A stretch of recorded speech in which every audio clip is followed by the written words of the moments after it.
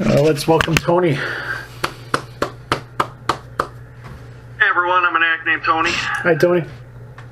Rob, thanks for the words. Thanks for asking me to speak. It's my second time speaking this week and third time total during this whole pandemic thing. And I probably only shared like 6 times during the Zoom since, March. I'm really, just trying to adapt to this new way of life as far as the pandemic. Yeah, recovery is definitely different, but there's one thing that I've learned throughout recovery is, change is always going to happen, and I had to learn how to just change and go with the times. At first I thought, working from home was going to be great, and being home all the time, and I thought I was more of an introvert and all these things, and I just really missed the human contact of, being in meetings and, actually I miss my commute to work, and I work in Schaumburg and live in Woodridge, and I have a regular 9 to 5. It took me an hour to get home most days. I kind of even missed that a little bit. I missed that a little bit of alone time that I get, that I used to get. My clean date's 1/17/2010. I haven't used since then. When I came into Narcotics Anonymous, my plan wasn't to really stop using. My plan was just not to go to Cook County Jail. January 16th, 2010, I got arrested twice in one day. Thought my life was over. I got bonded out at like 8 in the morning, and then back like 5 o'clock, I got rearrested.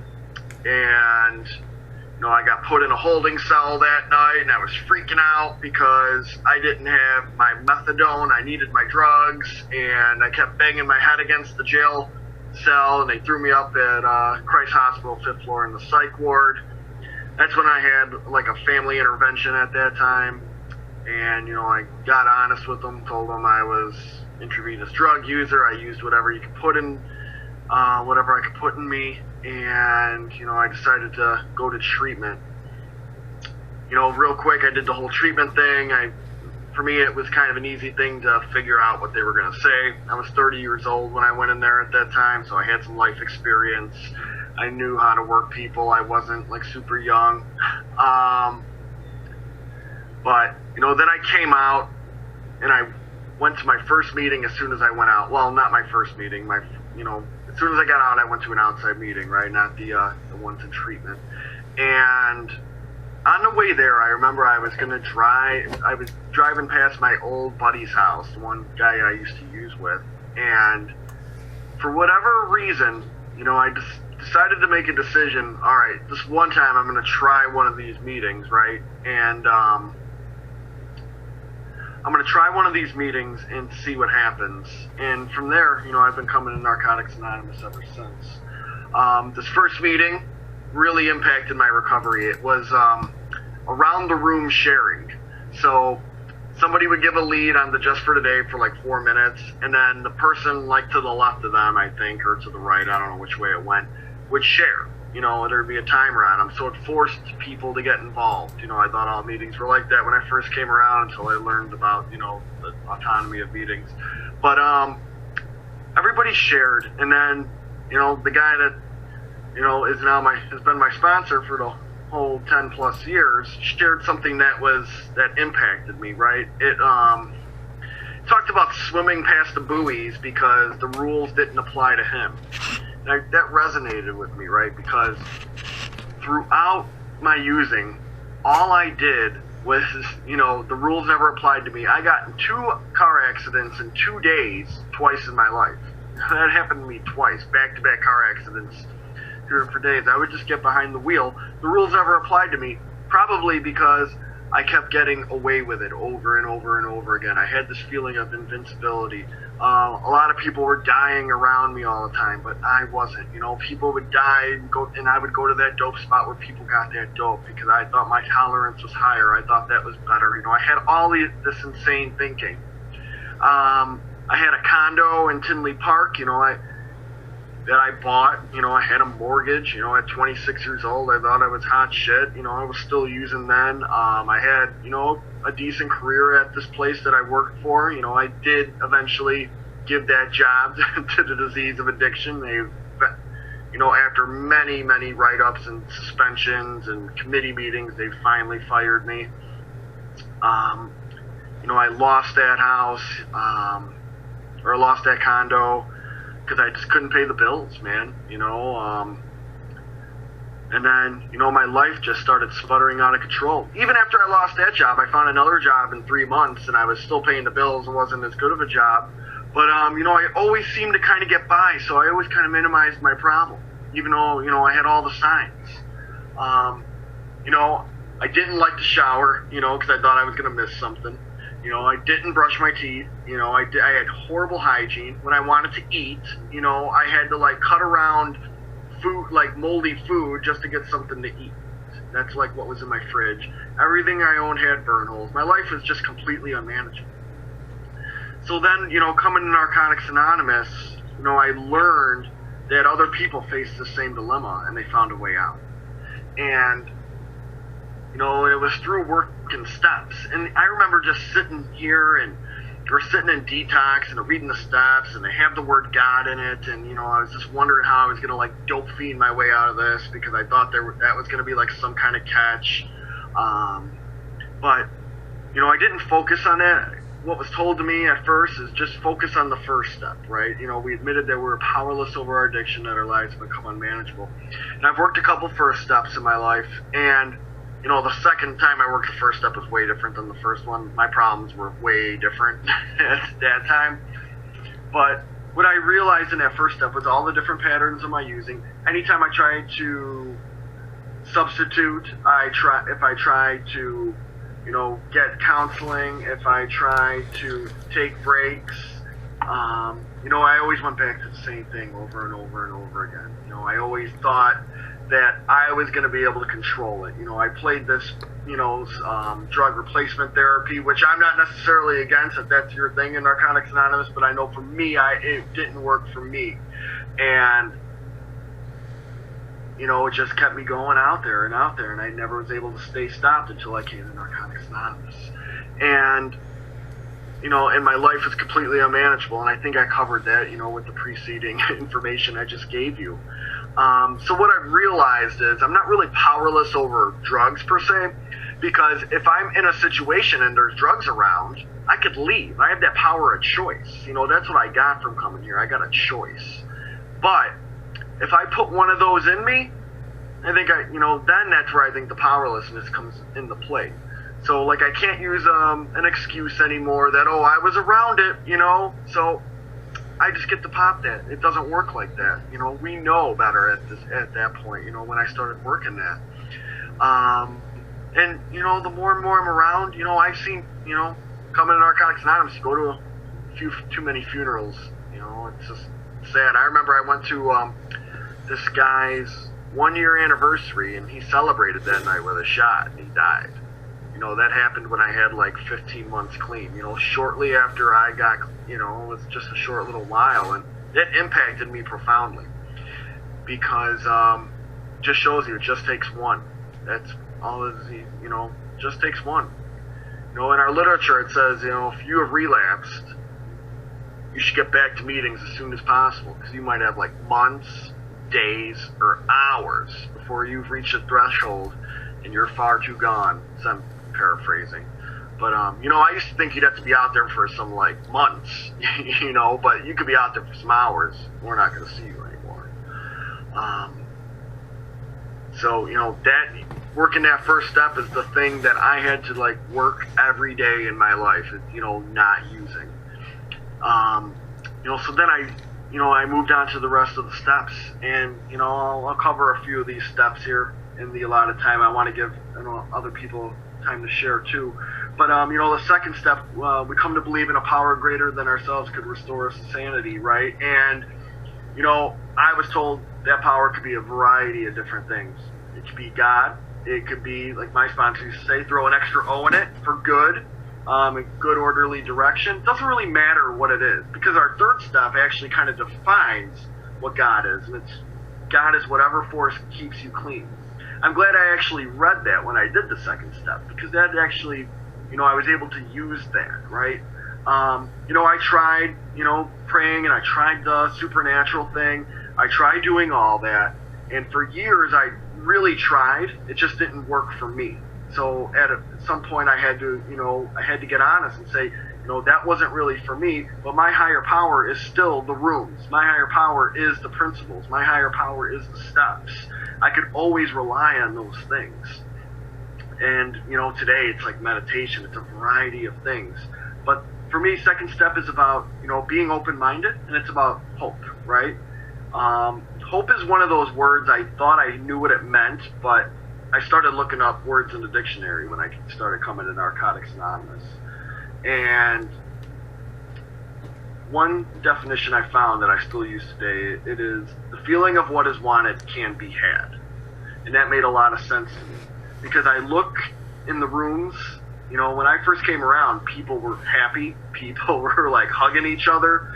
People, just like had, good stuff going on. Me, I didn't have anything going on before I got here. It was about, finding and using and, ways and means to get more. My Tuesday night would consist of a few of us pooling our money together to go to the city. Some guys, maybe me, driving on the shoulder, and other guys puking out the back window. That was like Tuesday night, and we'd all go back to our house. We'd all go to our separate fucking corners, and then, rinse, repeat, do it again. And, try to go to work in between. And, I was just like a shell of a person.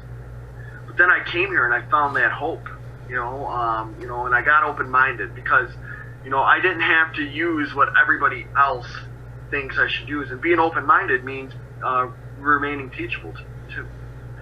So then I worked, then I got to go on this third step. We made a decision to turn our will and our lives over to the care of God, right? That decision. And that decision does imply some action, right? We could make a decision and, we don't have to do anything about it, right? But when we put that action behind it, it puts it into play. And for me, that third step has so many uses in my view, right? It's about faith. For me, it's about faith in this program that I can make this work. It's about letting go, especially of letting go of those feelings and letting them die a natural death, right? Because, my first few years with my wife, we have this, we have a stepson, and, his dad, he's a dick. And he and his wife, they try to, instigate problems. They use him as a pawn. They do all this shitty stuff, right? And that stuff used to keep me up at night. Like, finding ways, thinking about, using game theory in my head and trying to think about what I'm going to say next to trump what they're going to say. And, it was just this big game, and I was losing sleep over it. And, I was talking to my sponsor, I was talking to other members, and I really had to try to apply that third step in my life. Because I have to let go of those attachments to those feelings. So, I use things like meditation, reading the literature, talking about it, taking quiet times, to really get rid of that. And also the third step to me is, just a contract to work the remainder of the steps. That's what, God's will, for me, I think is to get better. See, for me, the steps are an introspective experience, looking inward. My buddies and I, if you want to call them even buddies, because I don't talk to anybody that I used to use with from my past. But, we weren't sitting around talking about, our feelings and how to get better and how to do better and how to be better. We just weren't those kind of people, We just cared about getting high. That was our number one priority every day. Then coming here, my focus shift in life. From working the remainder of the steps and, of trying to apply this stuff in my life, I've been creeping towards success ever since. I've had a job for July 19th, I'll be there 10 years.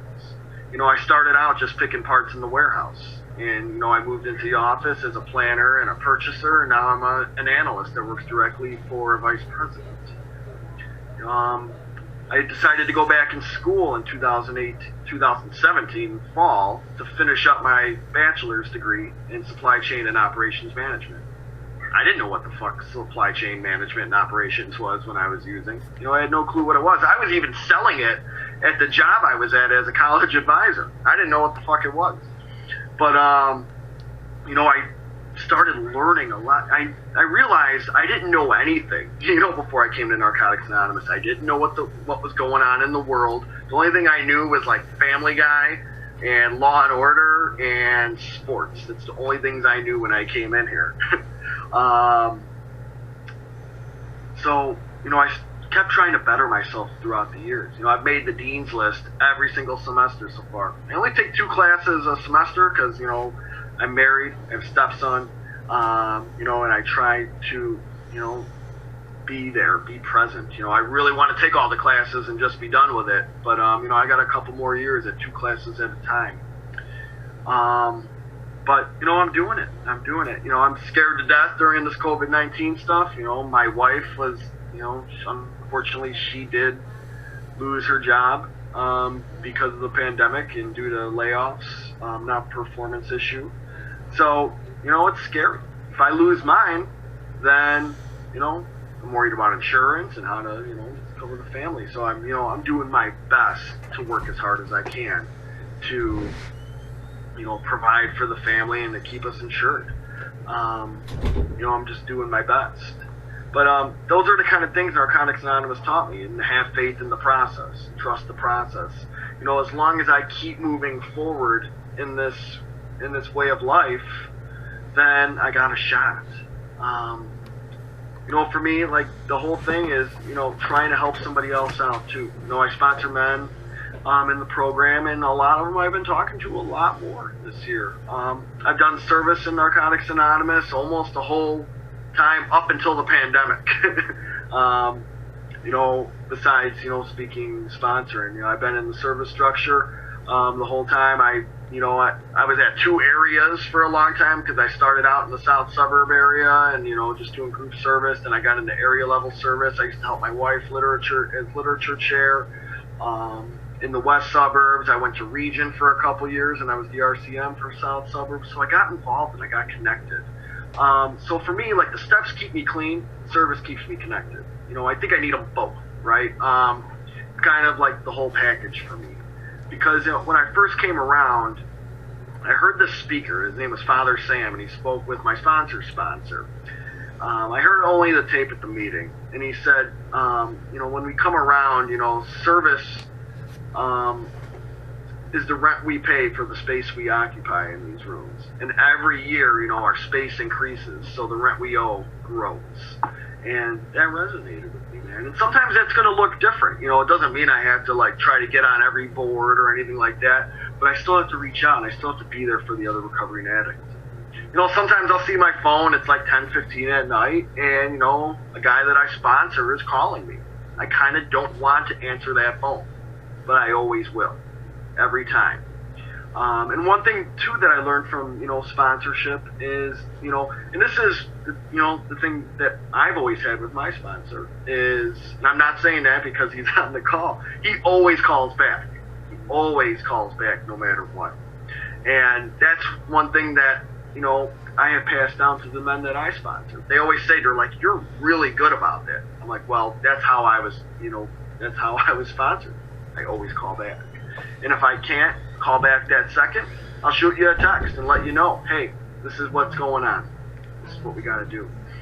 So because, you know, carrying the message to the addict that still suffers and just being accountable, you know, and trying to live by principles. I didn't have any principles. I didn't have any morals. They were always bendable when I came in here, you know, before I came in here, you know. I always knew and thought, like, some of the things that I was doing was wrong, but, you know, I was able to negotiate that with myself.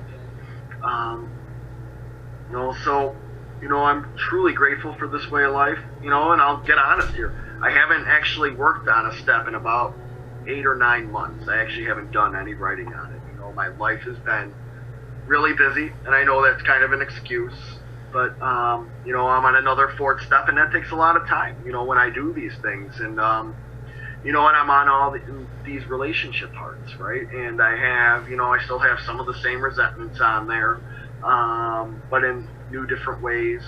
But, you know, I'm going to pick it up, and I'm going to, you know, I'm going to finish it. But I got to keep talking about it, and that's how I hold myself accountable. right? But, you know, I'm still actively talking to people. I'm still, you know, working the steps in my life. I'm still making meetings. I'm still going over steps. But, you know, it's been a little bit since I've done a little bit of writing. But I'm still, you know, I'm going to get there.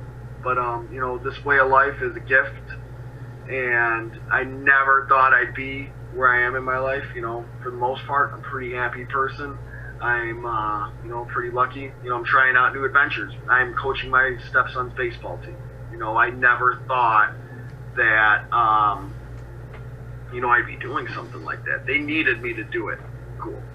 Is that how many seconds? Okay, I'll wrap it up. But, you know, it's just being willing to try new things in recovery. So I am going to wrap it up here for the time. Thank you all for letting me share.